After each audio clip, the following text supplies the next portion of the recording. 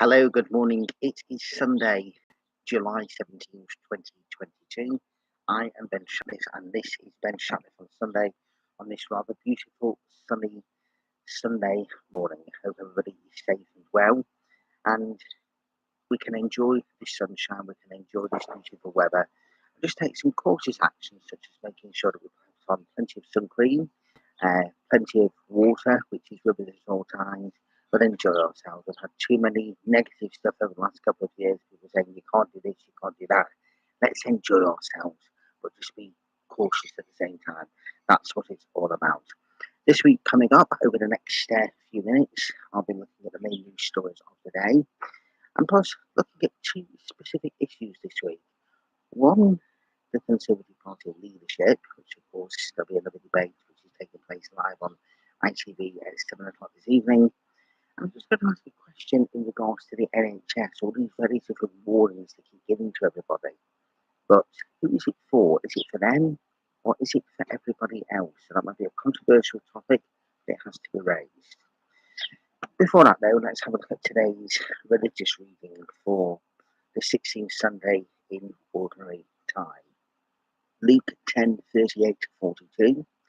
Luke is a story unique to his gospel, gives an account of a very remarkable and beautiful incident in Jesus' life.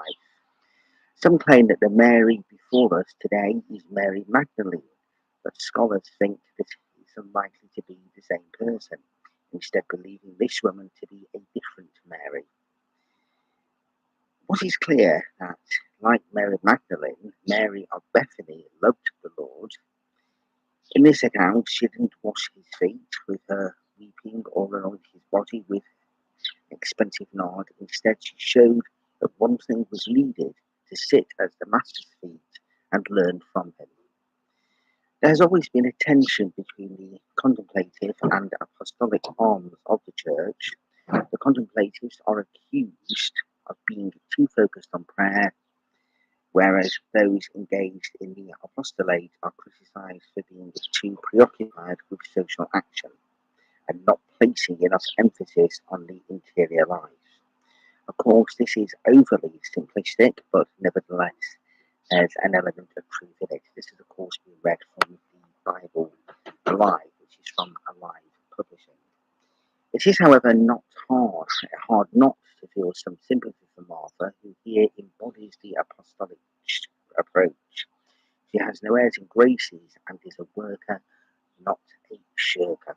I'm going to leave it there. There's lots of stuff to read, but it just says at the end, Lord, grant me your peace and clarity so that I may, like Mary, sit at your feet every day and learn from you. Martha and Mary, two sisters from Bethany, appear quite often in the Bible, and their brother was, of course, Lazarus, who was one of the first at one of the miracles of Christ when Christ rose him from the dead. So, let's just think about these people. Quite often people say, are you a Martha or a Mary person? Because one was seen working very hard, the other was seen kind of sat down, but both do various different things in other ways to, of course, help people. Let's look at the main news stories of the day.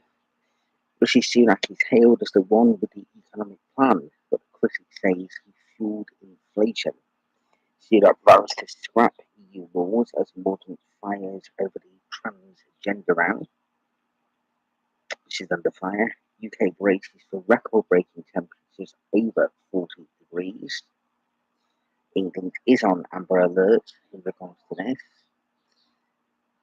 And the former rugby Wales captain Ryan Jones reveals early onset of dementia and says he's lived 15 years of his life like a superhero, and he's not. He said he's very scared of this. And of course, one thing that, I'm reading this here off Sky News, and, this is not top of the agenda, but it should be there. It should be there at the top. I understand, obviously, with the parliamentary crisis and the government and everything else, that's what's happening here in the United Kingdom in terms of the Conservative leadership is obviously a very big thing. But, look at what's happening in Ukraine, and the plane reportedly carrying dangerous cargo and operated by the Ukrainian airline crashes in Greece. And of course, on Thursday was the awful story. We heard of the 4-year-old girl who was seen just doing ordinary things and not long after was killed in an attack by the Russians. This cannot continue. It's been going on for far too long. It should never have been going to this stage in the first place. NATO and the world should have acted on Russia. Still can, but we think about all those people who died. So, Putin must be stopped. He must be brought to The Hague, must face the consequences of the actions he and his accomplices have done, and then must be dealt with severely with a death penalty. That's my view.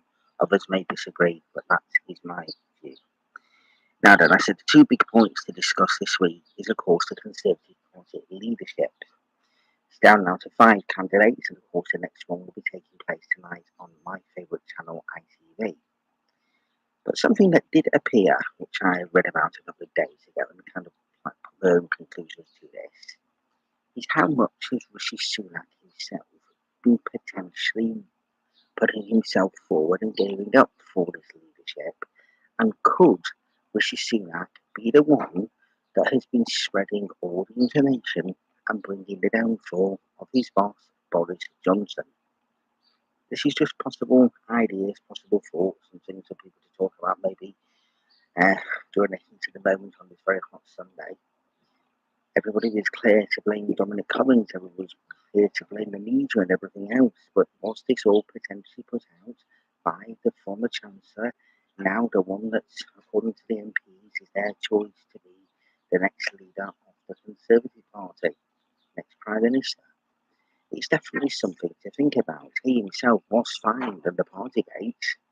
That's been mentioned, but it's certainly not been mentioned very much. But it's certainly something just for people to think about. Could the Chancellor have actually caused the downfall of the Prime Minister? I'll leave that to you all to think. The other big item that I wanted to speak about this week is, of course, it was mentioned towards the end of the week about people were having to get their vaccinations again, and concern about how much the latest COVID and possible future COVID cases could have on the NHS. And of course, they said about the heat warning, the health warnings as well, due to the heat, about whether or not that should be concerns on the NHS as well. Now, one of the things that we've seen that did mention during the leaders' debate on Friday evening was, of course, the fact that there's been a national insurance hike. I myself have had my national insurance increase, just like everybody else has in the United Kingdom.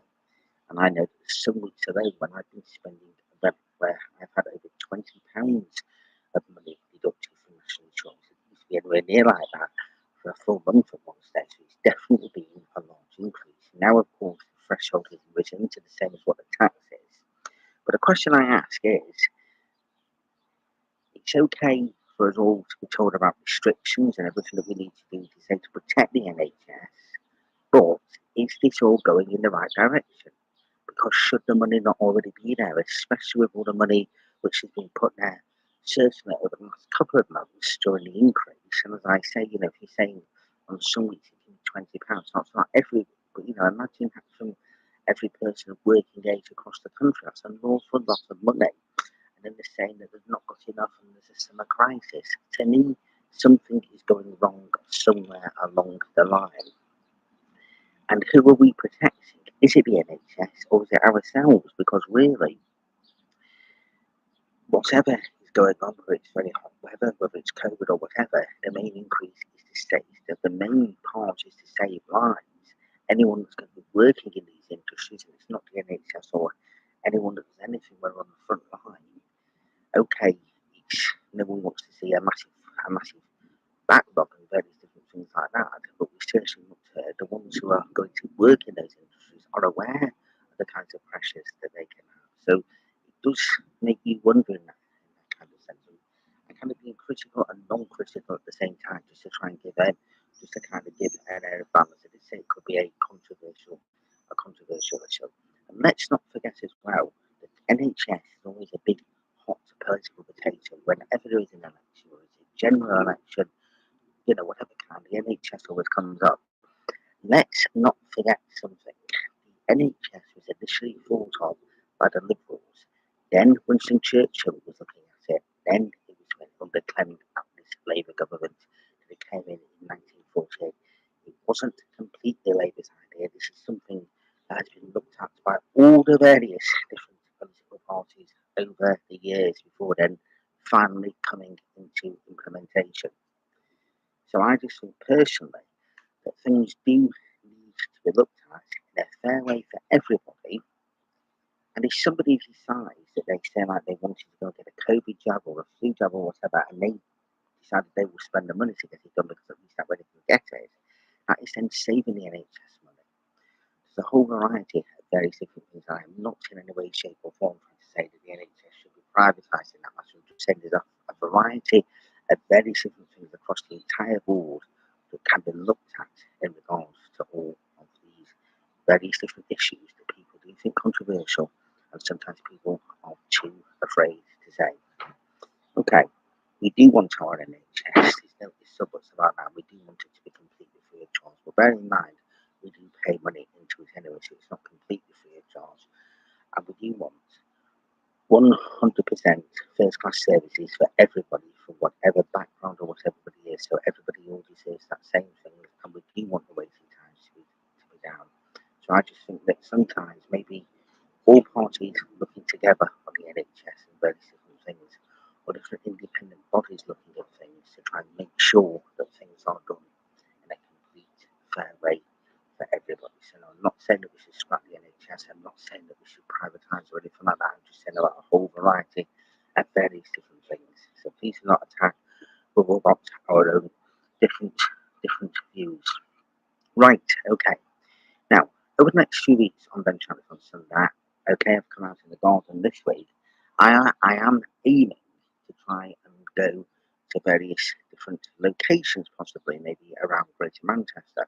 And if anybody else wants to come on and be a special guest to discuss what's been going on during the space of the last 7 days, or if it's politics, whatever's going on, please just drop me a message and we can see where we can go from there. You don't have to be a politician, you can just be a friend of mine that wants to just discuss what's gone on. We can have a little bit of fun as well along the way. I'm going to leave you today with something which I think is very, very fitting for this day as well. And it is Morning Has Broken Like the First Morning. Good morning.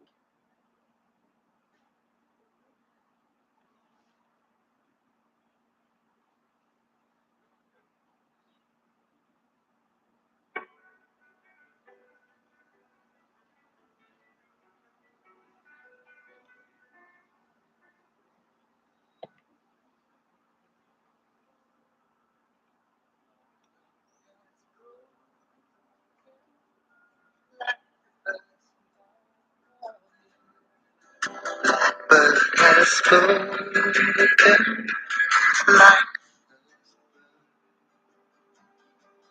praise for the sea, praise for the morning, praise for the spring, fresh from the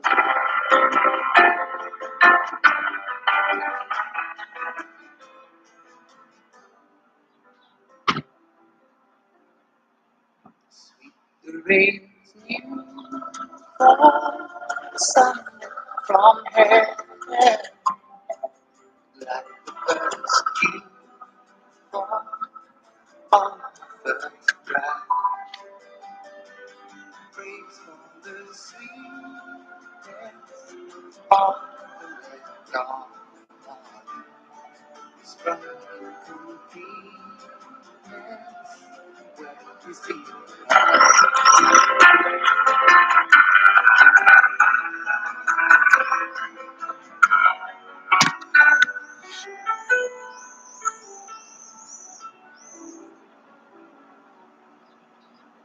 mine is the sunlight, mine is the morning, born of the one night, eating so praise with nation, praise every morning, God's creation of the new.